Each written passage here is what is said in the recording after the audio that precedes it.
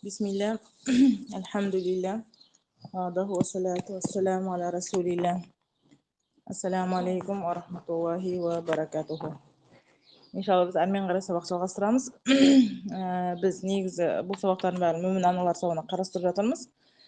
Просто мына жерде Айша анамыз бенен Пайғамбар арасында махаббатқа арнайы бөлек тақырып арнадым, чтобы ерлі-зайыптылар арасында осы бір нәрсеге үлгіге еліктеу үшін да, что бізде қазір көбінесе араларымызда ажырасу көп та, не болмаса там 6-7 жылдан бері өмір сүреді, бірақ там араларында жылы сезім жоқ, или там жылы қарым-қатынас жоқ. Сол адамдарға кішкене насихат есебінде және Пайғамбар еліктеу үшін сіздерге осы бір нәрсені бөлісуді жөн көрдік. Иншалла Аллахтан үміт етеміз, осы бір нәрсені біздерден және сіздерден қабыл етуін. Аллахтан сұраймыз, бізді Алланы еске алған қауымнан қылуын, және бізді де бұдан қайырлы қауыммен еске алуын Аллахтан сұраймыз. Аллахума әмин. Жалпы алдыңғы тақырыпта біз не айттық? Алдыңғы тақырыпта біз жалпы Айша анамыздың сирасын қозғадық та, оның әкесі, оның шешесі, жалпы Пайғамбар үйленген уақыты және оны дайындаған әйелдер, жалпы Пайғамбар свадьбасы қалай өтті Айша анамызбенен, және одағы махр, және Пайғамбар осы алғашқы Айша анамызбен қосылған уақыты қай уақытпен сәйкес келетін еді. Осы мәселелердің барлығын біз алдыңғы сабақта қарастырдық. Бүгін иншалла Айша анамыздың дәрежесінің басқа елдерден жоғарылығы, не болмаса Пайғамбар Айшаға деген махаббатының басқа елдерге қарағанда жоғары екендігіне тоқталатын боламыз. Бір күні Абу Бакр радиаллаху анху, бұл Айшаның әкесі, кімге келеді? Айша анамызға өзінің қызын навещать ету үшін Айша анамыздың үйіне келеді. Келсе, Айша ашулы Пайғамбарымыздан бір сөзге келіп қалыпты. Сонда Абу Бакр қатты тұрады ортада, и Айша анамыз өте қатты ашуланған соншалық деді, дауысы көтеріле бастады. И сонда Абу Бакр өте қатты ашуланған соншалық қолын көтеріп дейді, Айшаға, сен қалайша Пайғамбарымызға дауыс көтересің деп қолын көтере жатқан еді, ортаға Пайғамбарымыз келіп тұра қалды дейді. Сөйтті да, енді Абу Бакр радиаллаху анху алдында Пайғамбарымыз тұрғаннан кейін қолын төмен қарай түсіріп, кері қарай үйден шығып кетеді. Кеткен кезде Пайғамбарымыз не дейді, Айша дейді, анаңда сен көрмейсің ба, да? Мен сені қандай адамнан құтқардым, да? Что получается, Пайғамбарымыздың махаббаты не еді? Айша анамызға деген, қанша ол екеуінің арасында ұрыс керіс болса да, Пайғамбарымыз всегда Айшаны қорғаған тұғын, да? Тағы бір кезінде Абу Бакр сәлден кейін үйге келеді, үйге келсе бір какой-то 5 минут болған жоқ дейді, арада бір ұзақ уақыт болған жоқ, бірақ Пайғамбарымыз Айша анамыз уже татуласқан, уже әзіл қалжың аралас, ойнап күліп жатыр. Сонда Абу Бакр радиаллаху анху дейді, Аллахтың елшісі, анаңда мен жаңа ғана сіздердің ұрысқандарыңызға куәгер болдым да, сөзге келіп қалғандарыңызға, енді менің қалай татуласқандарыңызға куәгер болуды маған рұқсат етіңіз. Яғни қалай татуластыңыздар сіздер деген енді мағынада көрсетеді. Бұл жерде яғни нені түсінеміз? Ерлі-зайыптылардың арасындағы ұрыс керіс, бұл бағанағы қазақша айтқанда бағана шай орамал кепкенше. Ұрысының ұмыттың, әрмен қарай өміріңді жалғастыруың керек. Тағы бір деректерде Айша анамыз өзі айтады, менің дейді басқа әйелдерден 10 айырмашылығым болған еді. 10 менің дәрежем, 10 себебім бар дейді. Сол басқа әйелдерден менің айырмашылығым. Оның ол қалай еді? Оның біріншісі бұл Айша анамыздың Пайғамбарымызға қыз күйінде күйеуге шығуы. Да, мен қыз күйінде күйеуге шықтым Пайғамбарымызға дейді. Екінші бір менің себебім дәрежемнің жоғары себебі болуы, себебі менің ата-анам дейді, басқа әйелдердің арасындағы менің ата-анам ғана мұхажир дейді. Яғни Айша анамыздың ғана ата-анасы мұхажир, мұсылман, ал қалған әйелдердің ата-аналары там аңсар, не болмаса там басқа, да, юдей мысалы, не болмаса олардың ата-аналары не мұсылман емес тұғын. Ал только Пайғамбарымыздың әйелдерінің ішіндегі только Айша анамыздың әке-шешесі ғана мұсылман еді, және олар не еді? Олар мұхажирлер тұғын. Бұл Айша анамыздың екінші ерекшелігінің біреуі. Үшінші ерекшелігі не еді? Үшінші ерекшелігі бұл Айша анамыздың тазалығын ақтаған Алла тағаланың аяттарын түсіруі. Да? Бұл менің үшінші ерекшелігім дейді. Төртінші ерекшелігі бұл пайғамбар саламға Айша анамыз үйленемге дейін Жибрил алейхиссалам Айша анамызды бір жібек матаға орап пайғамбар саламға түсінде алып келеді. Түсінде пайғамбар саламға жібек шүберекке оралған әйел әкелінеді. Сөйтеді, не дейді, о Аллахтың елшісі, аңында бұл сенің әйелің дейді. Пайғамбар салам покрывалды көтерсе, кім тұр дейді, астында Айша. Пайғамбар салам дейді, анда егер бұл түс Алладан болған болса, бұл нәрсе негізі орындалады. Айтқандай ақ кейін пайғамбар салам Айшаға үйленген тұғын. Яғни нейді анығында менің төртінші ерекшелігім бұл Жибрил алейхиссалам мені пайғамбар саламға түсінде алып келуі дейді. Түсінде, яғни пайғамбар салам үйленбей тұрып Айшаны көрген. Бесінші ерекшелігім дейді, нейді бұл пайғамбар саламның басқа әйелдерден айырмашылығы Айшаның, пайғамбар салам только Айшамен бір ыдыста қосылған. Яғни бір ыдыста, яғни шомылған кезде бір кувшиннан су алып, екеуі нейді шомылған. Яғни Айша айтады, мен оған қарадым, ол маған қарады. Яғни получается, ерлі-зайыптылар бір ыдыстан су алып шомылға болады. Только осы нәрсені пайғамбардың кіммен ғана жасаған? Айша анамызбен ғана жасаған екен. Басқа елмен емес, только Айшамен ғана бір ыдыстан пайғамбар шомылған екен. Бұл Айша анамыздың нешінші, бесінші ерекшелігінің біреуі. Алтыншы ерекшелігі неде? Алтыншы ерекшелігі пайғамбар аяттардың, яғни уахидың только Айшаның үйінде түсуі. Только Айшаның үйінде пайғамбар саламға не түскен? Уахилар түскен. Бұл алтыншы кімнің? Айша анамыздың ерекшелігі. Жетінші ерекшелігіне Айша анамыз дейді, пайғамбар салам менің түнімде дүниеден өтті дейді. Яғни біз білеміз, пайғамбар саламда бірнеше әйел болды. Только сол Айшаның түні күні пайғамбар салам дейді, дүниеден өтті дейді. Ал екінші тағы бір ерекшелігім бұл не? Бұл пайғамбар саламның менің қолымда дүниеден өтуі. Яғни Айшаның үйінде өлуі және Айшаның қолында дүниеден өтуі Айша анамыздың несі дәрежесінің жоғары екендігін көрсетеді. Және дейді, тағы 9-шы ерекшелігі дейді, пайғамбар салам дейді, менің үйімде жерленді. Яғни пайғамбар салам менің қолымда дүниеден өтті, менің қолымда, менің үйімде, түнімде қасымда болды да, мен пайғамбар салам Айшаның түнінде дүниеден өтті, және менің үйімде жерленді дейді. Бұл не еді? Айша анамыздың 9-шы ерекшелігі. 10-шы ерекшелігіне, 10-шы ерекшелігі пайғамбар салам дейді, өлетін уақытында ең соңғы болып кімнің сілекейімен араласты? Айшаның сілекейі мен пайғамбар саламның сілекейі араласты. Бұл пайғамбар саламның уже өлетін алдындағы бір какой-то минуттың алдында пайғамбар саламда орындалған нәрсе. Бұл Айша мен пайғамбар саламның сілекейінің араласуы. Ол қалай? Ол пайғамбар салам біз білеміз, дүниеден өтетін уақытында қатты ауыра бастады. Ауырған кезде оған кім келеді? Абдурахман келеді. Абдурахман ибн Абу Бакр, бұл Абдурахман Абу Бакрдың ұлы, Айшаның ағасы. Сол уақытта пайғамбар салам қатты ауыра бастаған кезде үйге Абдурахман келеді. Сөйтсе Абдурахманның қолында не бар дейді? Кішкентай ғана бұтақтың қиындысы бар еді дейді. Оны енді көбінесе кейбір жерде мисвак бар деп келеді. Яғни пайғамбар салам әлгі Абдурахманның қолындағы затқа қатты қарайды. Айша түсінеді уже пайғамбар саламға мисвактың керектігі. Кім Айша Абдурахманның қолындағы мисвакты алады, сөйтеді, не істейді, оны шайнай бастайды. Оны чтобы пайғамбар салам әлі жоқ, оны жібітетін дейді, жұмсартатындай. Айша анамыз соны тістеп кімге береді? Пайғамбар саламға береді. Пайғамбар салам тісін тазалайды, сөйтеді, 1-2 минуттан кейін дүниеден өтеді. Саллаллаху алейхи уассалам. Получается, бұл нені көрсетеді? Пайғамбар саламның өлетінің алдында кімнің сілекейімен араласады пайғамбар салам? Бұл Айша. Бұл тоже Айша анамыздың дәрежесінің жоғарылығын көрсетеді.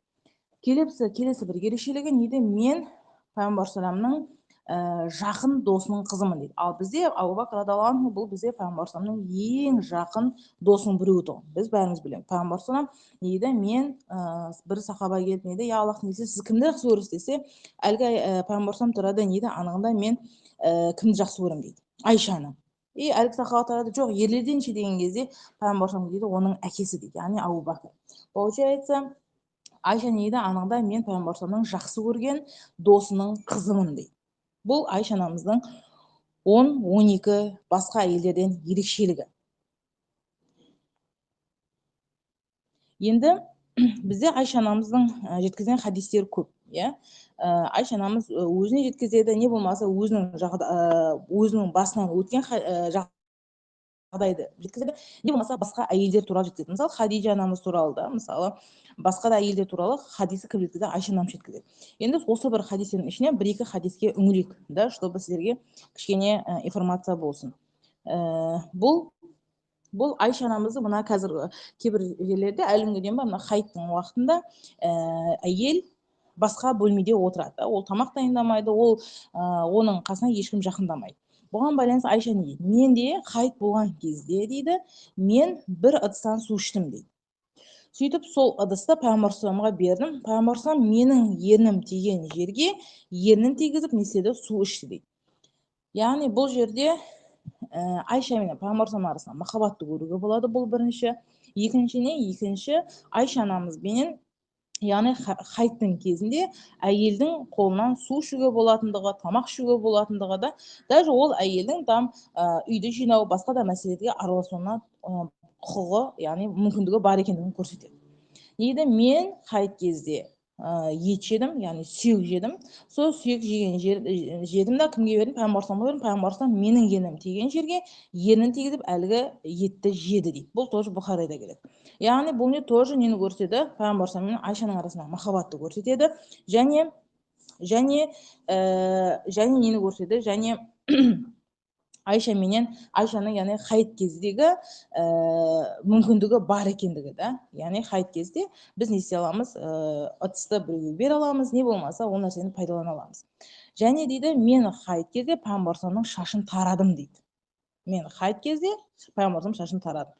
Яғни не деген сөз? Хайт кезде әйел бүкіл нәрсені істей алады, только не жыныстық қарым-қатынастан басқаның барлығы оған рұқсат етілген екен. Келесі бір нәрсе, бұл Ибн Хиббаннан жетеді. Онда пайғамбар салам дейді, үйге бір күні қуанып кетті дейді. Қуанып бір риза да. Сонда пайғамбар салам тұрады, Айша тұрады, о Аллахтың елшісі дейді, маған дұға жасаңызшы дейді. Пайғамбар салам енді қуанып тұрған кезде біз бір нәрсені істейміз. Пайғамбар салам тұрады, сразу Айшаның есіне дұға жасай бастайды.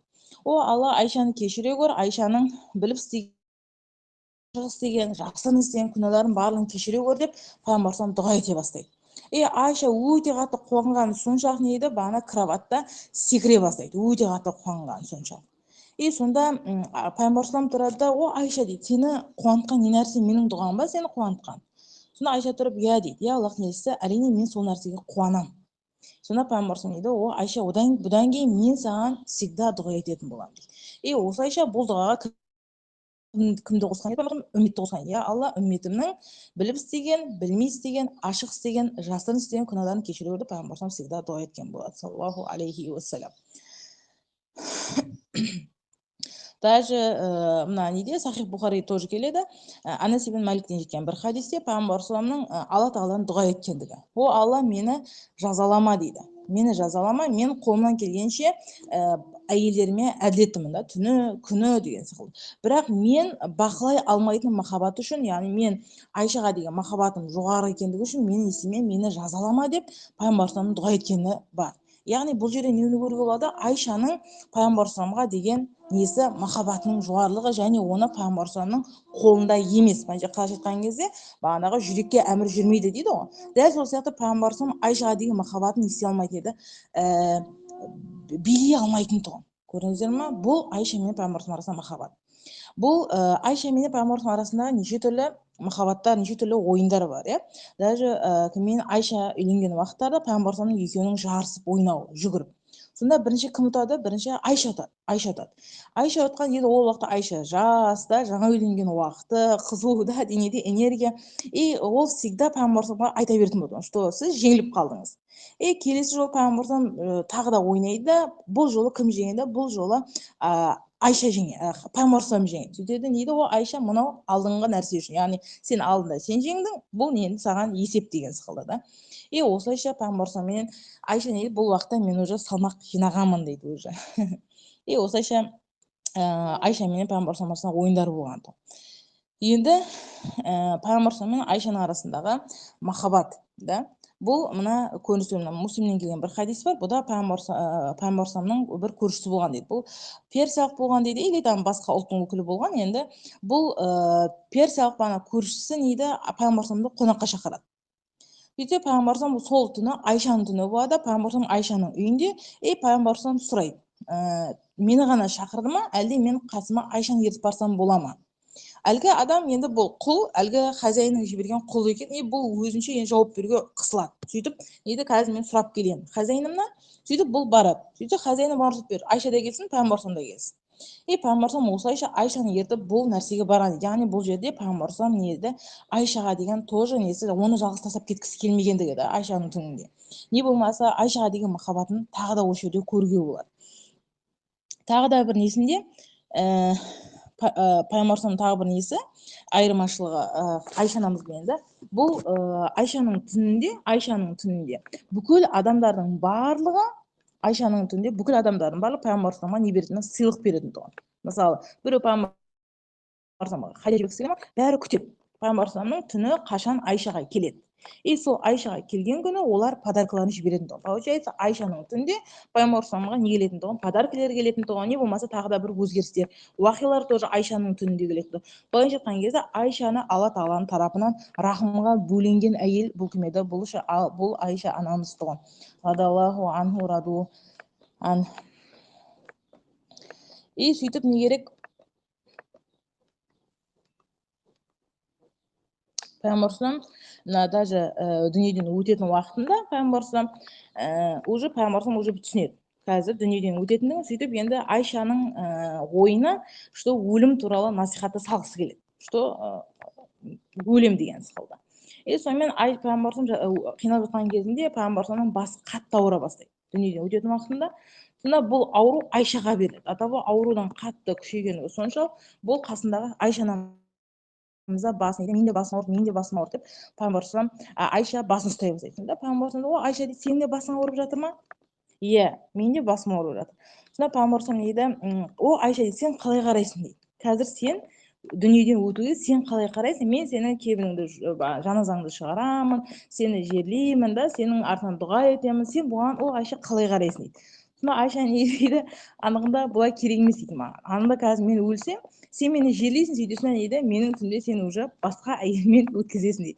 Яғни бұл жерде Айша анамыздың несі еді? Айша анамыздың қызғанышы да.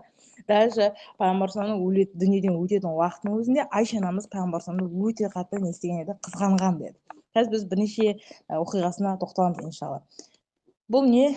Бұл әрине Айша анамыздың әйелдің фитрасына болатын нәрсе да, что әйел күйеуін қызғанбай қоймайды.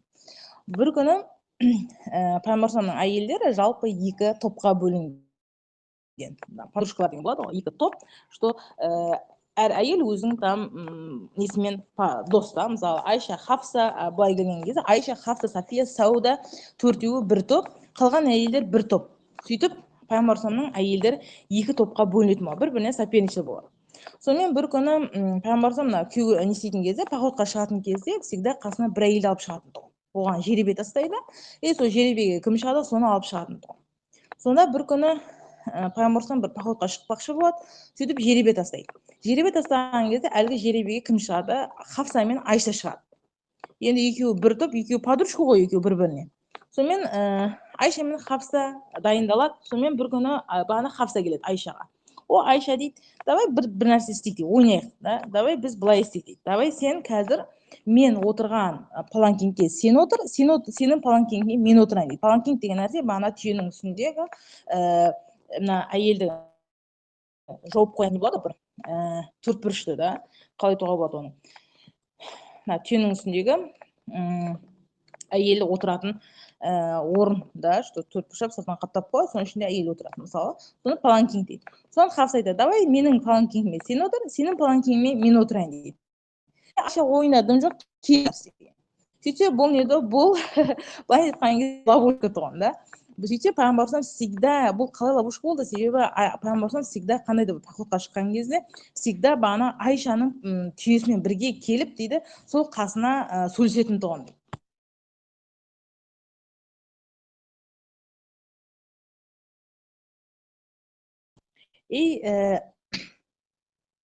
Алып келесіне барып,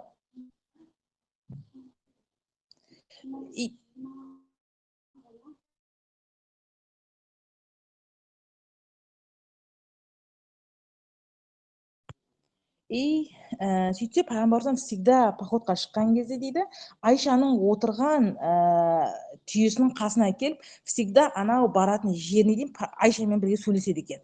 Енді бұл кезде Айшаның паланкинде кім отыр? Айшаның паланкинде Хапса отыр. Ал Хапсаның паланкинде Айша анау артта қалып қояды. Сонда Айша дейді, өте қатты не дейді, мен уже түсіндім дейді, что мені алдағандығы да, что маған ловушканың құрылғандығы, и мен дейді, мен дұға айтып отырсам, о Алла мені там скорпион шағып алса екен да, что пайғамбарымды өзінің жанына орнына шақыру үшін да, субханалла. И осылайша осы неде неде Хапса мен Айшаның арасында осындай бір қызғанышты тудыратын бір не болған оқиға. Бұл тағы бір неде бір күні пайғамбар саламға Ахзаб сүресінің аяттары түседі. Яғни бұда пайғамбар саламға нейді әйелдері пайғамбар саламның әйелдеріне, егер кім бұл өмірде үлкен байлықта қалайтын болса, оған Алла тағала байлықты береді, және ол пайғамбар саламнан кетеді. Яғни Алла тағала ол пайғамбар салам оларға талағын береді. Ал егер пайғамбар саламның қасында қалатын болса, оған не болады? Ол яғни простой өмір сүреді, да, там алтын, күміс деген нәрсе болмайды. И сонымен осы аяттар түскен кезде пайғамбар салам бірінші неде отырған кезде бұған Айша келеді. Айша келген кезде пайғамбар салам осы аяттарды оқиды, сөйтеді да пайғамбар салам қорқады, что Айша қазір там дүниені таңдап кетеді да, кетіп қалады да. Пайғамбар салам Айшаның кеткенін қаламайды. Сөйтіп не дейді, о Айша дейді, сен асықпа дейді, таңдау жасайтын кезде, сен таңдауды жасамастан бұрын сен бірінші әке шешеңмен ақылдас дейді. Сол ақылдасқаннан кейін барып сен шешіміңді айт дейді. Сонда Айша тұрады, я Аллах не айтып жатырсыз дейді, қандай мәселе? Сонда пайғамбар салам Ахзаб сүресіндегі аяттарды оқиды, что пайғамбар саламның әйелдері егер бағандай бай қуатты өмір қалайтын болса, алтынмен апталған, да, там кресло деген сықылды мәселелерді қалайтын болса, оларға беріледі, бірақ олар не пайғамбар саламнан ажырасады, да. Ал егер пайғамбар саламмен қалғысы келетін болса, оған не болады? Оған жұпыны өмір болады дейді. Сонда Айша анамыз енді, я Аллахтың елшісі, анығында мен не үшін ақылдасам дейді. Менің таңдауым ол не? Ол сіз дейді. И сонымен пайғамбар өте қатты риза, бұл жерде Айша анамыздың ақылдылығы көрсінеді, да. И еще пайғамбар саламға деген несі махаббаты. И өстіп келе жатқан, сөйтсе бағана Айша енді қызғана бастайды. Ол Аллахтың елшісі былай етейік дейді. Қазір басқа әйелдер келіп сұраған кезде, что Айша не таңдады деген кезде, сіз айтпаңыз дейді. Что егер олар ойлайды, қазір Айша егер бұл өмірі пайғамбар саламды таңдайтын болса, значит олар да қалады, да. Ал егер олар Айша дүниені таңдайтын болса, олар да дүниені таңдап пайғамбар саламның қасынан кетеді, и мен пайғамбар саламның жалғыз әйелі боламын, да. Субханалла. Не дейді, Аллахтың елшісі, менің таңдауымды айтпаңыз дейді басқа әйелдерге, чтобы олар ойласын, что Айша дүниені таңдады, кетті деген сықылды, и мен пайғамбар саламның қасында жалғыз өзім қаламын. Бірақ пайғамбар салам не дейді, Айша дейді, анығында бұндай істеу пайғамбарлыққа жараспайды. Яғни да, сенен шындықты сұрайды, ал сен там қалай да алдайсың оны, хитрлыққа салып, да. Пайғамбар салам анда ол Айша, егер олар менен сұрайтын болса, мен оларға айтамын, анығында пайғамбарлыққа бұл нәрсе жараспайды. Пайғамбарлыққа получается там мазақтау или там да бір шындықты сұраған кезде оны жасыру, да, мәселе ондай нәрсе жараспайды дейді. Анығында мені Алла тағала жеңілдік үшін жіберді, қиындату үшін емес. Яғни мен сұрасам, мен жол көрсетемін. Оны мен там да жасырып, там қиындату үшін мен не істемедім, мен келмедім дейді.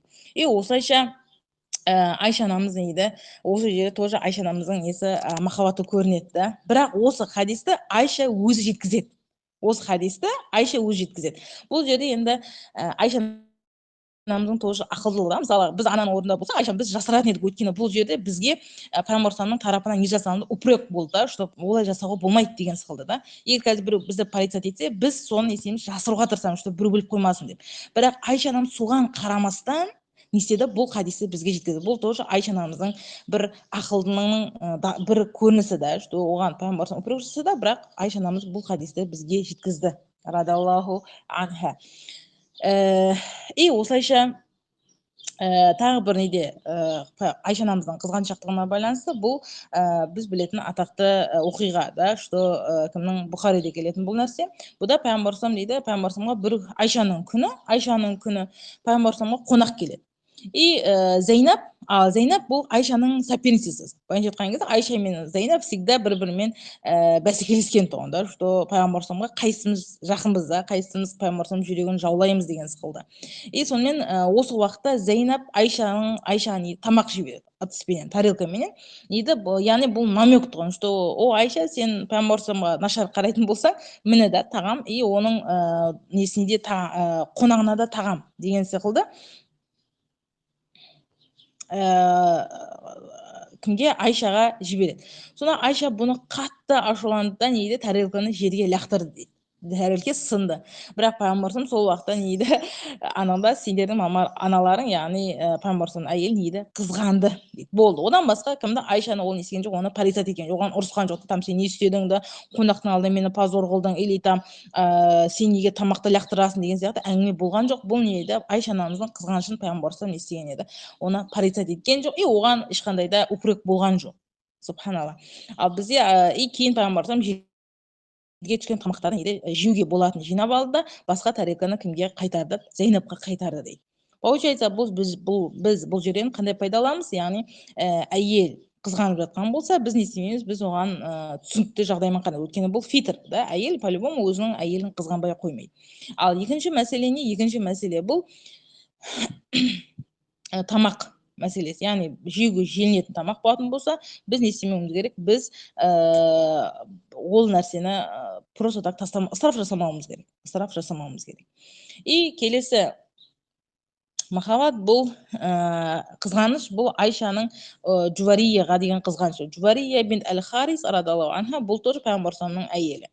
Жуварияға бұл Мусталих деген тайпадан шықты. Мусталих деген тайпаға пайғамбарымыздың әскері шабуыл жасаған кезде Айша анамыз естиді, что Мусталих деген тайпаның ішіндегі Жувария деген әйелдің сұлулығын естиді. И Айша бұны естігеннен кейін мен өзім бірінші барып көргім келді дейді. Жувария сұлу ма, или сұлу емес па да, қызғаныш. Субханалла. И өсіп бағанағы Мусталих деген тайпа полностью жаулап алынған кезде кім Айша анамыз киініп алып кімді? Жуварияны барып көрді. Жуварияны көрдім дейді, уже түсіндім дейді, что оның әдемі екендігін. И сөйтіп уже маған ұнаған жоқ дейді бұл нәрсе. Маған ұнаған жоқ, анында мен көріп тұрған нәрсені пайғамбарымыз тоже көреді. Яғни бұл жерде Жувария бин әл-Харистің несі әдемі екендігі да, субханалла. И бұл жерде тоже Айшаның несі да, махаббаты тұр. Бұл жағдай тоже мына кімнің кезінде, Сафияның уақытында тоже қайталанған. Сафия бин Хуай, бұл пайғамбарымыз тоже бір әйелдерінің біреуі. Бұған біз алдағы уақытта Сафияның сирасын қарастырмай тоқталамыз, иншалла. Сонда пайғамбарымызға мына Хайбар соғысынан кейін пайғамбарымыз кімге үйленеді? Сафияға үйленеді. Сафия негізі юдейка тұғын. Юдей бұл яхудилер да. И бұның сонда Сафия тоже сұлу тұғын. Бірақ Сафияға үйленген уақытта көп адамдар Сафияның сұлулығын айта бастайды. О, Сафия деген мындай екен, Сафия деген мына Хайбардың важдасының қызы болды ғой бұл деген. Важданың қызы сұлу екен деген сияқты әңгіме болған кезде пайғамбарымыз кімге үйленеді? Сафияға үйленеді. Сафия анамызға үйленген кезде Айша мен киініп алдым дейді. Мені ешкім көрмейтін дейді. И сөйтіп что мен пайғамбарымыз байқамас үшін мен бүкіл нәрсені жаптым, даже көзімді да. Мысалы болады жилбаб деген нәрсе болады, ниқоб деген нәрсе болады да, әйелдерде мысалы сыртқы елдерден көріп шығарсыздар да. И мені байқамас үшін киініп алдым дейді, чтобы ешкім көрмес. Бірақ сонда да пайғамбарымыз оны көзінен танып қойды дейді, субханалла. И сөйтіп Айша жүріп келе жатқан кезде пайғамбарымыз алдынан шығады. О, Хумайра дейді, анығында сен не ойлайсың дейді. Мына кім? Сафия тұр дейді. Айша анамыз тұрды, анында юдейканың аты юдейка емес па дейді. Пайғамбарымыз уаллахи олай айтпа дейді.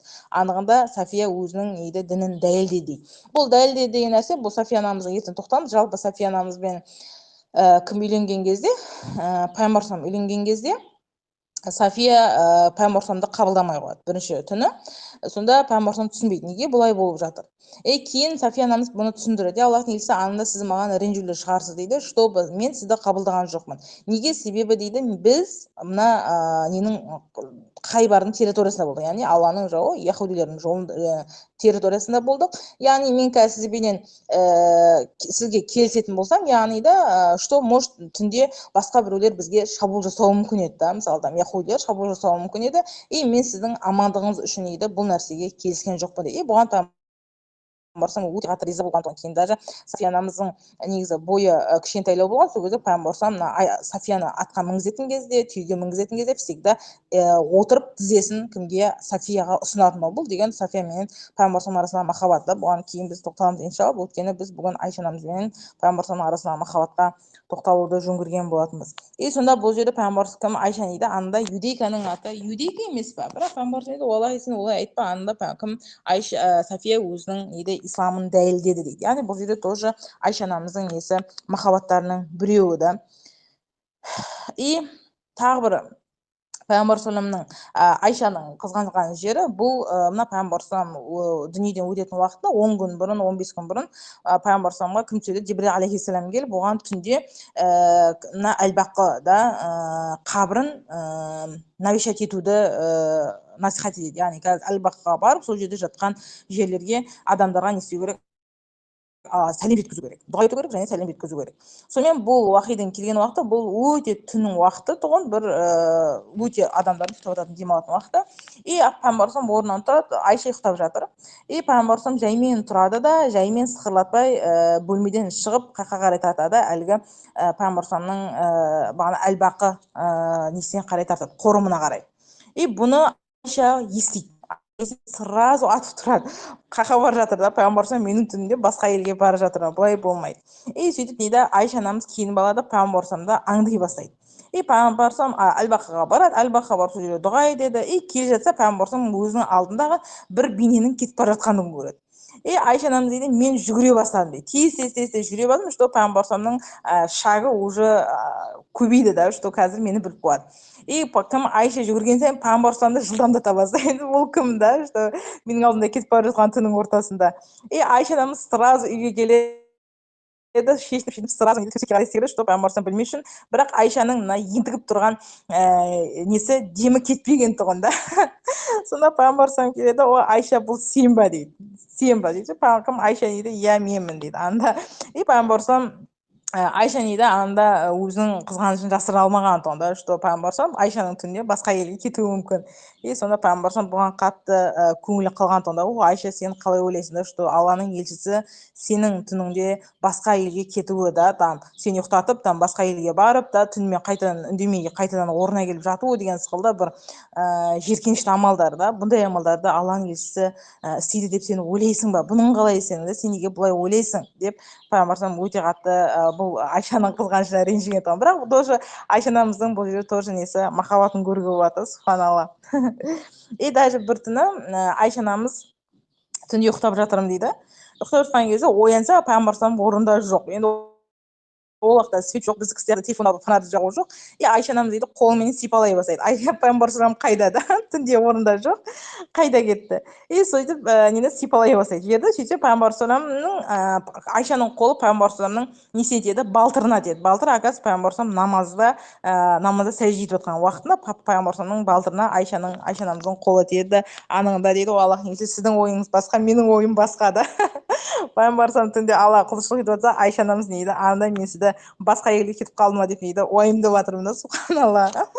Осылайша Айша анамыз тоже осы жерде махаббатының да қызғанышының өте жоғары екендігін көрсеткен болатын. Одан кейінгі нәрсе бұл енді Алланың тарапынан болған упрек да. Бұл Айша анамызбенен мына өте үлкен тақырып, бұл мына мьотқа байланысты болды.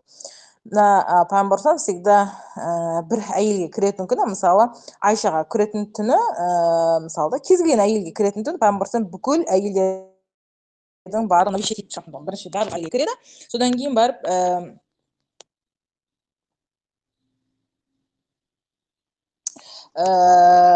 пайғамбарым бүкіл әйелдеріне кіріп шығатын. Содан кейін бәрін аралайды бірінші, содан кейін барып ең соңынан бағанағы кімнің түні сол үйге келіп тоқтайды. Сонымен бір күні пайғамбарым бүкіл әйелдердің барлығына 1-2 минуттан кіріп шығады да, барлық жағдайын сұрайды, содан кейін кетеді деген сықылды. Сол күні пайғамбарым кімге кіреді? Зейнапқа кіреді. Зейнаптың қолында не бар екен? Бал бар екен, бал. Енді бал деген кәдімгідей аузыңа салып шайнап жұта салатын нәрсе емес, оған ұзақ уақыт отыру керек та, чтобы неден балдан ләззат алу үшін. Бұл түн кімнің түні болады? Бұл түн Айшаның түні болады. Айша өте қатты қызғанады. Бұл қалай да, что пайғамбарым менің түнімде Зейнаптың үйінде ұзақ отырады. Бұған келісе алмайды. И сонымен бұл Айша нейді сол жердегі өзімен бірге Хafsаны нейді уговорить етеді, что қазір пайғамбар келген кезде енді бұл жерде пайғамбар енді ертең мысалы Айшадан шығып мысалы Хafsаға баратын кезде пайғамбар тағы да бүкіл әйелдердің бәріне кіреді, тоже кімде Зайнапта кідіреді дейді. Өйткені кешегі бал сразу болмайды, и оны тағы да жеу үшін пайғамбар тағы 30 минут отырады оның қасында, чтобы балдың ләззатын тату үшін пайғамбар ұзақ отырады. Енді Айша енді сен екеуміз қосылып, тағы да қасына басқа әйелдерді қосып алады, чтобы бәрің не істейді, қазір пайғамбар сіздерге келген кезде сенде не айтуларың керек, что пайғамбар Аллах сіз не жедіңіз, сізден бір нашар иіс шығып тұр деген сықылда әңгіме айту керек, чтобы пайғамбар бұдан кейін Зайнаптың үйінде 30 минуттай отырып бал жемес үшін. Бұның барлығы неден болады? Бұның барлығы қызғаныштан болып жатыр да, субханалла. И сонымен не керек, бір күн, 2 күн, 3 күн қатарынан бүкіл әйелдердің барлығы сол жерде нейді Аллах сіз не жедіңіз? Пайғамбар мен мед жедім. И сонда бұлардан сіздің нашар иіс шығып тұр дейді, что сіздің неңізден, денеңізден, аузыңыздан бір жаңа нашар иіс шығып тұр. Ал пайғамбар всегда мына внешний вид, сыртқы бейнесіне пайғамбар өте қатты қараған тон, да, что үстінен әдемі шығып тұруы, да, шашының тарауы, сақалының тарауы деген сықылды да. И пайғамбар енді Зайнапқа ренжиді, что Зайнап бұны там нашар медпен тамақтандырды да, нейді Аллах мен бұдан кейін мед жемеймін дейді. И бұл нәрсеге пайғамбар бұл ісіне кейін Алла Тағала нейді, бұл нәрсеге Алла Тағала өзі Ат-Тахрим сүресін түсіріп нейді, анығында нейді Алла саған халал еткен нәрсені пайғамбар нейді жеуге рұқсат етілетіндігі, және ана екеуіне дейді, если вы оба каетесь, яғни Айша мен Хafsa айтып жатыр, енді екеуің бірдей тәубе ететін болсаңдар, Алла дейді, Алла тәубелерін қабыл етеді. Яғни бұл деген не, бұл Айша менің махаббатына Алланың тарапына не упрек, что Айша мен Хafsa бұны бастап жатқан, что басқа әйелдердің барлығы, что пайғамбар осындай қылып әңгіме ету керек да. Бұл жерде тоже пайғамбар менен бұндай ойын ойнауға болмайтындығы да, бұл анау адам емес там да, аузына келген айтатын, или там кез келген қалған ойын ойнайтын. Бұл Алланың елшісі, анында екеуің де Алланың алдында тәубе етуді нейді Алла Тағала өзі бұларға айтады да, что насихат етіледі. Яғни бұл жерде Айша анамыздың махаббаты тоже осы жерде Алланың тарапынан упрек көрген болатын. Тағы бір хадисте пайғамбар дейді, Айша дейді, андай мен сенің маған риза екендігіңді және маған риза емес екендігіңді сөзіңнен білем дейді. Ол қалай? Ол нейді, анығында Айша ашуланған кезде клянусь Аллахым кімнің, Мұхаммедтің Раббысымен деп айтатын болған. Риза болған кезде мен Мұхаммедтің құдайыменен, Раббысымен ант етемін деп. Ал ол ренжіген кезде нейді, мен ант етемін Ибрахимнің құдайымен, Раббысымен ант етемін деп. Яғни бұл жерде пайғамбар нейді, только бір ғана сөзді өзгертеді. Ибрахим деп айтады ашуланған кезде, ал пайғамбар риза кезде Мұхаммедтің Раббысымен деп айтатын болған. Сонда Айша нейді, о Аллахтың елшісі дейді, аны сіз рас айттыңыз дейді. Бірақ дейді, мен только сіздің есіміңізді ғана тастаймын дейді, что мына жерде Ибрахим, мына жерде Мұхаммад деп, анда бірақ менің сізге деген махаббатым нейді жүрегімнен кетпейді дейді. Бәрі мен просто сіздің атыңызды тастаймын, бірақ бұл деген не нәрсе, нейді, сізге деген махаббатымның бір әлсіздігі да, не болмаса бір сізді ұнатпай қалдым деген әңгіме емес, анда мен сізді жақсы көремін да, бәрібір қанша жерден ашуланып тұрсам да, субханалла. И осылайша пайғамбар деген Айша анамыздың махаббаты болған тон. Енді Айша анамыздың пайғамбар алдында сәнденуі да, мысалы бізде көп адамдар күйеуінің алдында сәнденсе, ой тасташы дейді, уже 7 жыл өтіп кетті ғой, көретін нәрсені көріп болды, қызық емес уже дейді. Жоқ, бұл деген нәрсе, бұл получается айбада, яғни құлшылық да, ғибадат құлшылық, яғни күйеуінің алдында сәндену. Ана Сахих Бухари тоже келеді, пайғамбар бір күні Айша анамыздың түнінде келді дейді. Келген кезде Айша анамыздың қолында не бар дейді, күміс браслет бар тон дейді, күміс браслет. Ал пайғамбар өмірінде жалпы пайғамбар мына күміс, алтын деген мәселелерге өте қатты болған да, что ондай нәрселер пайғамбар всегда өзінің жанында болмаған қалайды да, что пайғамбар всегда жұпыны өмір сүруді қалаған тон. И бұл не дейді? Айша тұрады, я Аллахтың елшісі, мен бұны әдейілеп өзім алдым да, чтобы сіздің алдыңызда әдемі болу үшін. И пайғамбар дейді, сен бұл нәрсеге зекет бердің ба дейді. Әлгі күміс браслет үшін сен зекет бердің ба? И Айша анамыз сұрады, жоқ дейді. Ана мен бұған зекет берген жоқпын. Сонда пайғамбар дейді, аныңда о Айша бұл браслет сені тозаққа лақтыруы мүмкін дейді. Бұл жерде яғни пайғамбар мына дүниедегі мәселеге өте қатты суық қарауда, мысалы біз жақсы көреміз, браслет таққан сайын екіншісін алғымыз келеді.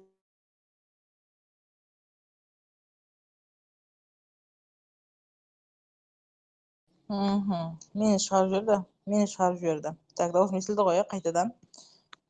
Так, дауысым естілді ғой, қайтадан. Ортасын басып көрсетсеңіздер маған. Дауысым естіліп тұр ма? Хорошо. Так, әрмен қарай кеттік, О, хорошо. Сөйтіп не еді, пайғамбар салам? Сөйтіп пайғамбар салам бұл мына дүниеге өте қатты суық болғандығы, да, что пайғамбар салам всегда қасына там алтын или күміс келсе барынша сол дүниеден құтылуға асығатын тұғын. Ал біз наоборот керісінше, да, давай біріншісі келсе, давай екіншісі ақша келсін, или там екінші браслет келсін, да, біз керісіншеміз. Екінші бір жері бұл мына Басра қаласында кезінде негізі бұл Мұхаммад ибн Абу Бакр, бұл Абу Бакрдың баласы Мұхаммадтың уақытында көп адамдар мына қызыл түсті киюге болмайды деген тұғын. Әйелдерге қызыл түсті киюге болмайды, олар сәнденуге болмайды деп, сол кезде Мұхаммад ибн Абу Бакр, осы Абу Бакрдың баласы дейді, анығында мен Айшаны көргенмін дейді, что оның қызыл көйлек кигендігін және оның үстіне бағана браслеттер тауып пайғамбарымның алдында күткендігі, да. Яғни бұл жерде уже қызыл түсті киюге болатындығы және киюдің алдында сәнденуге болатындығын тоже осы Мұхаммад ибн Абу Бакр радиаллаху анхудың хадисінен көруге болады негізі. Тағы бір жері бұл мына кейін біз тоже Сафия анамызға тоқталамыз, сирасына тоқталған кезде бұны қарастырамыз. Жалпы кімменен, пайғамбар салам мен Сафияның арасында бір келіспеушілік пайда болады. Кейін пайғамбар салам Сафиямен мүлде сөйлеспей қояды. И сонда Сафия анамыз енді пайғамбар саламның жүрегін қайтадан жаулау үшін, да, оның жүрегін қайтадан жібіту үшін Сафия киініп алып кімге келеді? Айшаға келеді. О, Айша дейді, давай былай істейік дейді, мен саған түнімді беремін, да, сен пайғамбар саламға мені мақта дейді, что пайғамбар саламның жүрегі маған қайтадан бұрылу үшін, да. Бірақ осы жерде Айшаның да бір ақылдылығы, да, оның бір бағандай өзінің бір дәрежесінің жоғарысына, ой жоқ мен олай емес деген емес, наоборот не еді, хорошо дейді, сен маған түніңді бересің, мен дейді сенің пайғамбар саламның алдында мақтаймын дейді. И осылайша пайғамбар салам бағандай кімнің, Сафияның түні пайғамбар салам бүкіл әйелдердің бағана кірет, бір уақытта Айша кірді, сол уақытта Айша дейді, мен үстіме дейді сары көйлек, розовый көйлек кидім дейді, сөйтіп үстіме бағанағы мисті сүйіп пайғамбар саламның қасына келіп отырдым дейді. И сөйтсе пайғамбар салам тұрады дейді, о Айша дейді, әрі отыр дейді, бұл анда бұл түн сенікі емес. И сонда Айша анамыз дейді, анығында Алланың мейірімі, бұл Алланың рахымы, да, Алла өзінің рахымын кімге береді, ол Алланың өзінің қолында. Яғни бұл Алланың несі, да, маған берген рахымы, и Алла кімге қалайды, соған рахымын төгеді дейді. Яғни намек, да, что кім Сафия түн маған берді, и бүгін менің мүмкіндігім бар деген сықылды. И пайғамбар салам дейді, сол кезде кімге, Сафияға деген жүрегі жібіп, кейін Сафияны кешірді. Бұл тоже мына пайғамбар саламның әйелдерінің арасындағы бір не, да, сыйластық. Субхана, егер ана жерде біз болған болсақ, біз өлдім келіспес едік, да, что пускай, да, сен ренсе, главное мен сүйсе болды менің күйеуім деген сықылды, да. Не болмаса там жақсы болды ғой, да, сен екеулерің ұрысқандарың, да, енді менің күйеуім только маған ғана вниманиесі бұрылады деп, біз наоборот ана әйелді қуушы едік, да. Ал бұл жерде енді пайғамбар саламның әйелдерінің арасындағы бір сыйластық, да, бір мүлде басқа сфера, да, субханалла, бір ғашық болатын нәрсе. И кейін пайғамбар салам осылайша Сафияны кешірген болатын. Даже мына кімге, Сафия анамыз жалпы Жибрил алейхиссаламды көрген әйелдердің біреуі. Бұл Жибрил алейхиссаламды көбінесе Айша анамыз мына Дихватул Калбияның бейнесінде көрген тұғын. Дихватул Калбия радиаллаху анху бұл сахаба, бұл аңсар сахаба, өте сұлу сахаба тұғын. И Жибрил алейхиссалам всегда келген кезде осы кімнің, Дихватул Калбияның бейнесін алатын тұғын. И пайғамбар саламға бір күні кім, Жибрил алейхиссалам осы Дихватул Калбияның бейнесіне келіп екеуі сөйлесіп тұрған кезде бұны Айша көреді алыстан. И сөйтіп пайғамбар кім, Айша тұра әлгі сахаба кеткен кезде кім, Айша не еді, о Аллах не еді, Дихватул Калбия неге келіпті, не жағдай? Сонда пайғамбар не еді, анда сен көрдің ба дейді. Мен көрдім дейді. Сонда пайғамбар не еді, анда бұл Дихуа емес, бұл кім, бұл Жибрил алейхиссалам. Яғни көбінесе Жибрил алейхиссалам осы Дихуатул Калбияның бейнесін алып келген тұғын. И кім, Айша анамыз осы Жибрил алейхиссаламды осы Дихуатул Калбия бейнесінде ғана көрген тұғын. Даже мына Хандақ соғысынан кейін, да, біз сирада бұны қарастырдық. Хандақ соғысынан кейін есікті кім қады? Дихуатул Калбия қағады. Пайғамбар салам бар ма? Иә, бар. И пайғамбар салам бұл кім еді? Бұл Дихуатул Калбия тұғын. Сонда не еді, о Айша маған пайғамбар саламды шақыр. И пайғамбар саламда Айша не еді, ол Аллах несі сізге дихотул кәлбия келіп тұр. Қараса бұл кім еді? Бұл Жибрил алейхиссалам туған. Бұны біз білеміз. Әрмен қарай бұл история жалғасады да. Ол Аллах несі анығында сіз қаруды қойдыңыз ба дейді. Пайғамбарым иә дейді. Қару қойылды, хандақ соғысы аяқталған жоқ па? Құрайыштардың бәрі кетті. Енді не істейміз дегенде Жибрил алейхиссалам дейді, сіз қаруды қойғанменен періштелер әлі қаруды қойған жоқ, біз Бәну Құрайзаға қарай барамыз дейді. Біз бұл жерде өткен болатынбыз да. Получается, осы жерде тоже кім Айша анамыз кімді көрген еді? Дихотул кәлбияны бейнесінде көрген тұғын Айша анамыз. Жалпы Айшаның үйінде Жибрил алейхиссалам келіп, пайғамбар қасында отырған кезде кімге? Айша анамызға не дейді? Сәлем береді. Яғни о Аллах несі менен сәлем жеткіз дейді Айшаға. Пайғамбар қасында отырады, о Айша дейді, саған міне осы жерде Жибрил бар, саған сәлем береді дейді. Сәлем айтады. Сонда пайғамбар кім? Айша тұрады, аныңда о Аллах несі Анна сізді көресіз, бірақ біз көрмейміз дейді. Яғни получается Айша просто пустой комнатаны көріп тұр, ал бірақ пайғамбар кімді көріп тұрған дейді? Жибрил алейхиссаламды көріп тұрған. Бірақ бұл жерде Айша анамыздың дәрежесі де что оған Жибрил алейхиссаламның сәлем беру. Бірақ біз алдынан Хадижа анамыздың сирасын қарастырғанда біз айтқан болатынбыз, Хадижа анамызға Алла тағаланың өзі сәлем берген тұғын. Жибрил алейхиссаламды специально Хадижаға жібермейді. О Жибрил менен сәлем жеткіз Хадижаға. Да? Осылайша Жибрил алейхиссалам всегда уақиға келетін. Жибрил алейхиссалам только бір сәлем үшін Хадижаға, пайғамбарымызға түсіп, Хадижаға Алладан сәлем жеткізген тұғын. Ал біз білеміз, только адамның тарихындағы Алладан сәлем алған әйел бұл Хадижа радиаллаху анха. Біз бұны Хадижаның сирасына қарастырдық. Ал көбінесе бүкіл пайғамбарымыздың әйелдерінің көп барлығына да кім? Жибрил алейхиссалам не істеген тұғын? Сәлем берген тұғын. Бізде уақыт азайып қалған екен да. Әлмен қарай кітап шыдай тұрмыз, содан кейін босатамыз сіздерді. Бұл тайяммумға байланысты, Әл-Майда сүресінің келуіне байланысты оқиға, бұл тайяммум. Бұл оқиғаны біздер бәріміз білеміз. Пайғамбар саллаллаху алейхи ва саллям мына бір походқа шығып, содан оралып келе жатқан уақытында кімнің? Айша анамыздың моншағы жоғалады. Кім? Айша іздей бастайды. Бірақ ешкім білмейді. Бір уақытта ұзақ уақыт іздеген соншалық ненің әскердің суы таусылады, жағдай кетеді, сахабалардың барлығы Абу-Бәкірге ренжи бастайды. Сенің қызың не істеді? Какой-то бір алқа үшін біз мына жерде тұрмыз, қазір дәрет алатын су да таусылды бізде деген сықылды кім ренжи бастаған тұғын сахабаларда. Кім? Абу-Бәкір тоже енді ол өзінің қызына ұрысуға хақы бар. Ол келеді, кімді? Айша не дейді? Шымши бастайды. Сен не білдірдің да бүкіл адамның бәрінің бір алқаң үшін тұрғызып қойдың да деп кімді? Айша не істейді? Шымши бастайды. Айша не дейді? Анда менің алдымда кім отыр еді дейді? Пайғамбар менің тіземде ұйықтап жатқан еді, мен қозғауға не дейді? Қозғала алмадым дейді. Что мені қатты шымшыды, бірақ мен қозғала алмадым, себебі өйткені менің аяғымда пайғамбар ұйықтап жатқан еді дейді. Субханалла.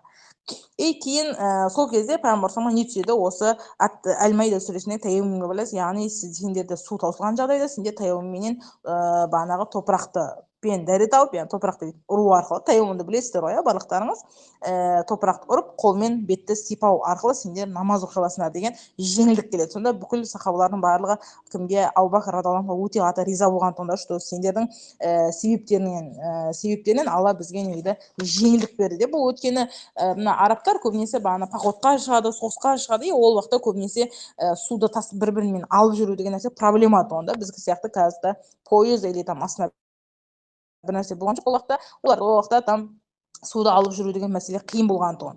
Сол кезде кім? Айша анамыздың себебінен пайғамбар саллаллаху алейхи ва салламға осы бізге мына тайяммум туралы жеңілдік келген тұғын. Так, жалғастырамыз ба? Не істейміз? Тоқтаймыз ба әлде? Ортасын басып өтсеңіздер, көріп отырайын. Тоқтайық десеңіздер, баспаңыздар, жалғастырайық десеңіздер, бассаңыздар болады. 2, 3, 4, 5, 6, 7, 8. Хорошо. Жалғастырайық та, ондай болатын болса, кішкене енді 1 сағатқа жеткізейік. 45 минуттай сөйлеген тұғым негізі. Әрмен қарай бұл кімнің? Айша анамыздың тақуалығы. Мысалы, біз қазірге біреуге авторитет келсе, біз дандайтып кетеміз. Мен андаймын, мен сондаймын деген сықылды. Бірақ Айша анамыз мына пайғамбар қанша басқа елдерден бөлек оны жақсы көрсе де Айша анамыздың бір тақуалығын өзгертпеген тұғын, тақуа күйінде қалған тұғын. Бұл мына менің кезінде мына Сахих Муслимде келеді тоже бұл нәрсе. Пайғамбар бір күні Айша дейді менің жай намазымды алып беріп жібер дейді. Пайғамбар оқитын шүберегі дейді жай намазы деген сықылды. Ал ол уақытта пайғамбар несі Айшаның үйі менен пайғамбар мешіті не еді, почти екеуінің есігі бір тұғын. Мысалы Айшаның үйінен просто қолыңды созасың, әрмен қарай уже мешіт та, былай айтқанда мешітпен ортасында занавеска деп көз алдыңызға елестетсеңіздер болады. Получается, сонда Айша дейді, о Аллах несі анында менде хайт дейді. Яғни мен мешітке кіре алмаймын деген намекті. Сонда пайғамбар дейді, аныңда хайт сенің қолыңда емес қой дейді. Яғни хайт сенің қолыңда емес қой, сен қолыңды просто созып бермен қарай былай айтқан кезде бірінші бөлмеден екінші бөлмедегі нені алып бере салуың керек та, қолыңмен тартып коврикті да, маленький кішкентай ғана жайнамазды бүйтіп қолыңменен тартып алуыңа болады деген сықылды. Яғни бұл жерде енді сіздер мешітке кіру деген нәрсе бұл уақытта енді Айшаның бөлмесіменен мешітіне бір бөлменен қосылып тұрған тұғын. Получается, Айшаның үйі занавескаменен бөлінген мына беті, ал мына беті неде мешіт тұғын. Получается, Айша бүйтіп қолын созса, неде мешіт басылып кетеді әрмен қарай да. Сондықтан пайғамбар дейді, анда о Айша, анда хайт сенің қолыңда емес қой дейді. Бұл жерде тоже Айша анамыздың несі тақуалығы да, что ол қанша пайғамбар әйелі болса да, пайғамбар оны жоғары санаса да, басқа әйелге қарай жақсы көрсе де, бірақ Айша анамыз неді, оны бір өзіне бір авторитет да, или там өзінің бір жеке басы үшін пайдаланған жоқ, оны наоборот қайтадан неді, Алладан қорқып неді, о Аллахтың елшісі анында менде хайт деп неді, мешітке кіруден бас тартқан тұғын. Бұл Айша анамыздың тақуалығының бір көрінісінің біреуі. Ал неде мына пайғамбар дүниеден өткеннен кейін Айшаны баса көп әйелдер, пайғамбар әйелдері қайқа барады, қажылыққа келеді. Қажылыққа келсе бүкіл адамдар тауып ете бастайды, кім Айша анамыз дейді сыртта алыста тұрады. Өйткені адам көп бір-бірімен қабаттасып араласып жатқан адамдар да тауып жасап жатқан кезде, Айша анамыз дейді, анығында түнді күтейік дейді. Түнді күтейік. Түн болады, түн болған кезде Айша анамыз дейді қағбаны алыстан не істей бастады, тауып ете бастады дейді. Сонда Айшаның қасындағы қызметші тұрады, Аллахтың несі, Айша дейді, анда сен пайғамбарымның сүйікті әйелсің да, егер қазір біз Айша келе жатыр десек, адамдардың барлығы орын беретін еді оған да.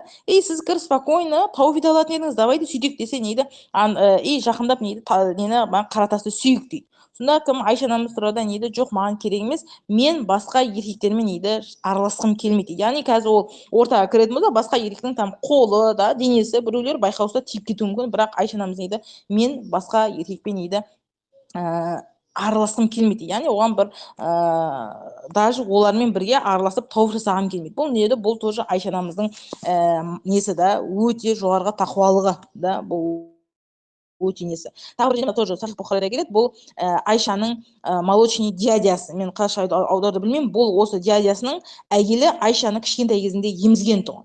Мына дядясының әйелі Айшаны кішкентай кезінде емізген тұғын. Кейін бұл дядясы кімді? Айшаға навещать еткісі келеді.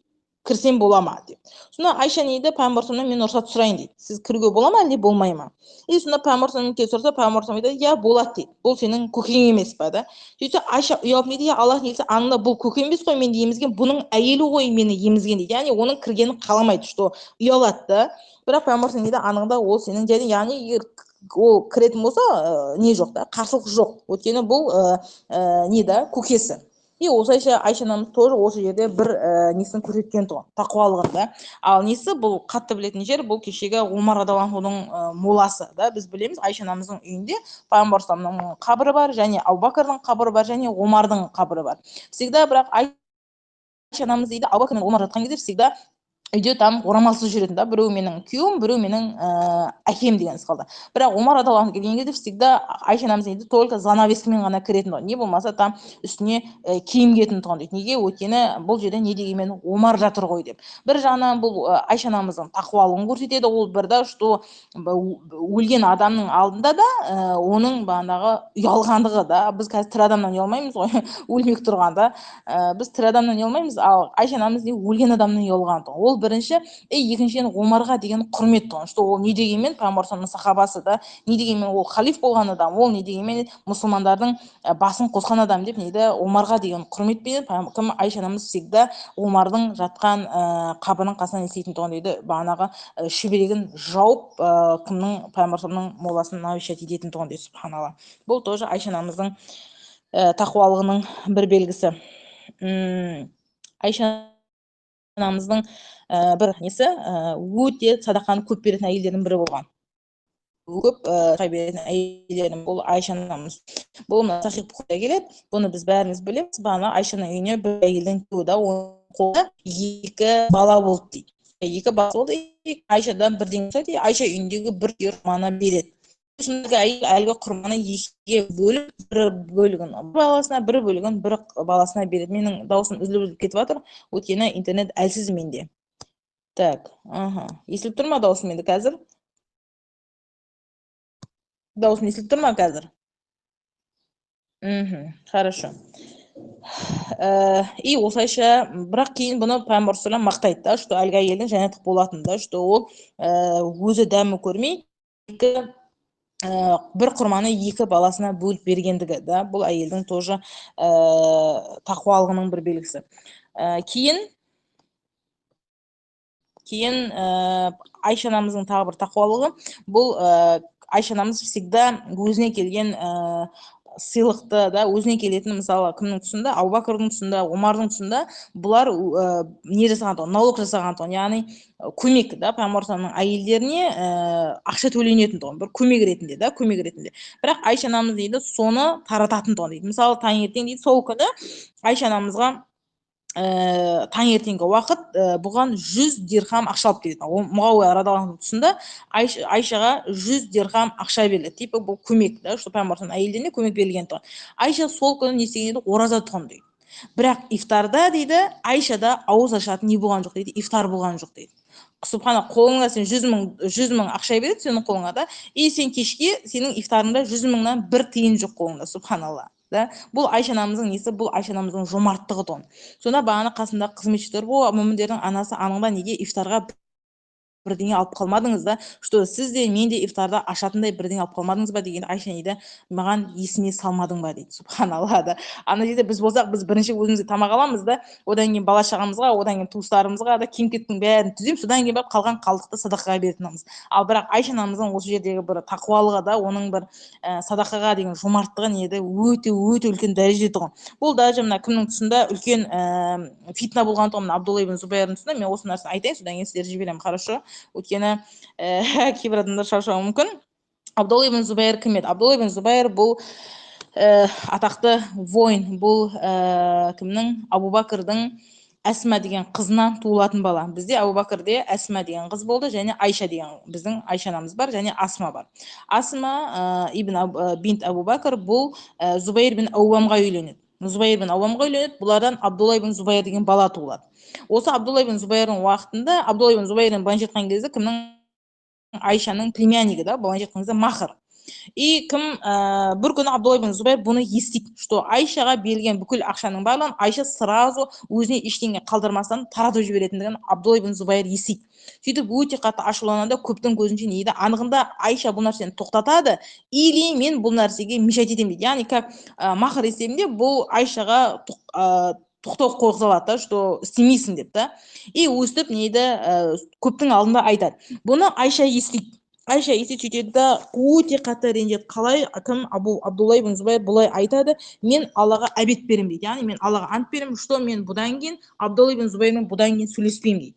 Қанша жыл өтеді, бірақ кім Айша анамыз осы уәдесін де бұзбай, кіммен Абдулла ибн Зубайрмен мүлде сөйлеспейді. Абдулла ибн Зубайр қанша кешірім сұрайды, бірақ Айша онымен вообще контактқа түспейді. Все дейді, мен Алла уәде бердім, мен сенімен сөйлеспеймін дейді. Кейін бір күні енді Абдулла ибн Зубайр уже түсінеді, что бұл не дегенмен басқа әйел емес, бұл Пайғамбарымның әйелдерінің біреуі да.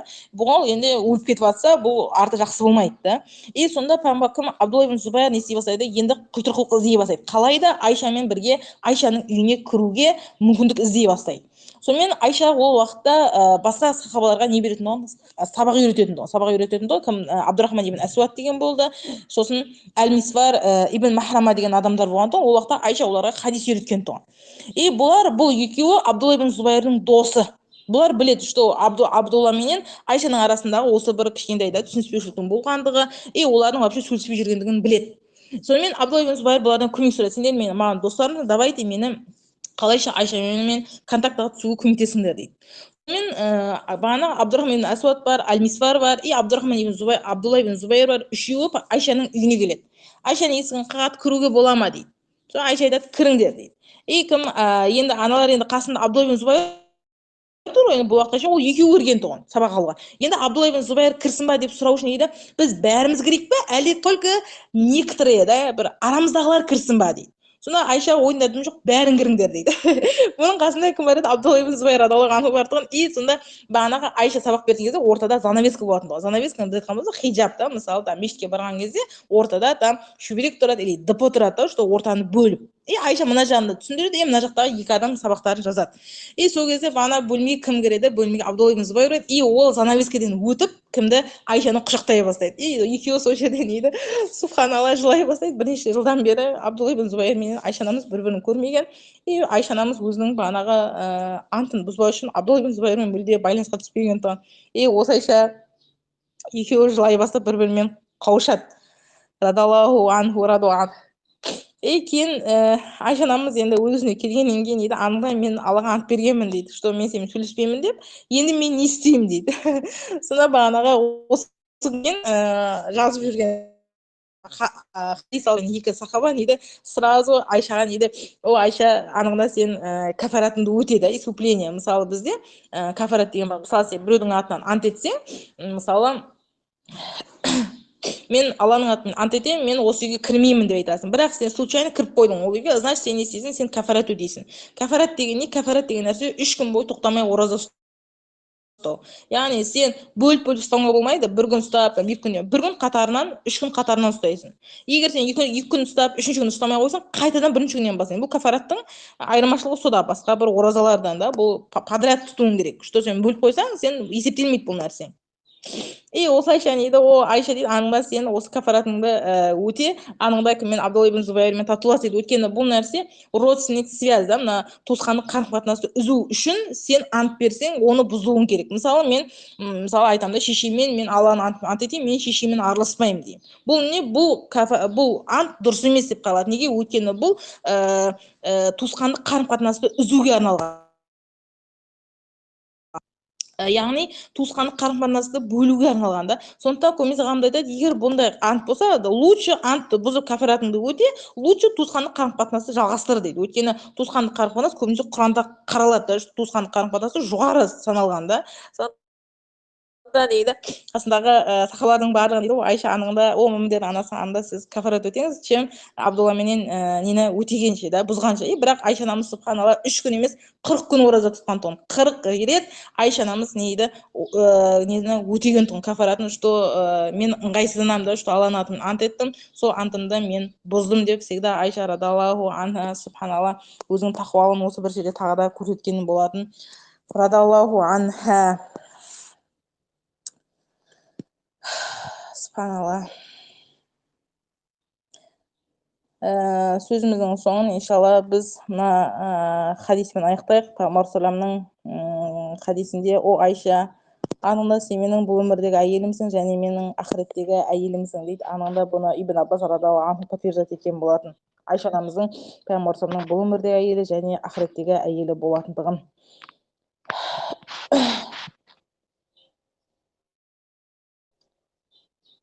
Табиғи Масрух рахималла деген болған тұғын. Бұл көп Айшадан хадис жеткізген адамның біреуі. Бұл всегда хадис жеткізген кезде бірінші просто Айша анамыздан жете демейді. Бұл Масрух ради рахималла. Бұл нейді анығында шыншыл қызынан правдившая дочь от правдившего. Абу Бакрды бізде шыншыл деп келді ғой, шындықты, да. Соның қызынан дейді. Екінші, Пайғамбар саламның сүйіктісінен.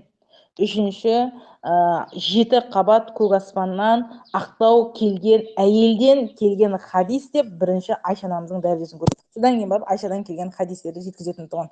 Получается, бұл жерде Айша анамыздың дәрежесінің жоғарылығын біз осы жерден көреміз да. Иншалла біз осы жерден тоқтайық та. 1 сағат уақыттарыңызды алыппын, айыпқа бұйырмаңыздар. Иншалла біз осы жерден тоқтаймыз. Қайта айтсам, бұрып айтсам, тәубе Аллаға қайтамыз. Субханалла бихамдик, ашхаду ан ла иляха илля ант, астағфируллахи ва атубу илейхи. Аллахтан сұраймыз, осы бір нәрсені бізден сіздерден қабыл етуін. Аллахтан сұраймыз, сіздерге пайдалы ілім нәсіп етуін. Аллахтан сұраймыз, бізді де осы пайғамбар әйелдермен қияметте және жәннатта бірге қосуын. Аллахтан сұраймыз, бізді Аллахты еске алған қауымнан қылуын. Аллахума әмин. Иншалла біз осы жерден тоқтаймыз. Әрмен қарай сұрақтарыңыз болған болса, пікір бөліміне қалдырсаңыздар болады. Бұл сабақтар бізде мүмін аналар деген топта біз жалғастырамыз, бірақ бұл уже Айша анамызға байланысты екінші сабақ. Әрмен қарай уже Айша анамыздың өлімі, пайғамбар кейінгі өмірі, әрмен қарай басқа да пайғамбар әйелдер туралы сираны қозғайтын боламыз, иншалла. Кім жазылғысы келеді, жазылсаңыздар болады, проблема жоқ. Жазакумуллаху хайран. Баракаллаху фикум. Ассаламу алейкум ва рахматуллахи ва баракатух. Иншалла, Аллахтан үміт етемін, осы бір нәрсемен бір сіздерге пайдалы болды деп, және Аллахтан сұраймын, всегда бізді исламның жолында пайдалануын. Аллахума әмин. Так, тұрыңыздар, мен запись тоқтатайын. Мына жерде бір кісі қол көтеріп жатыр екен.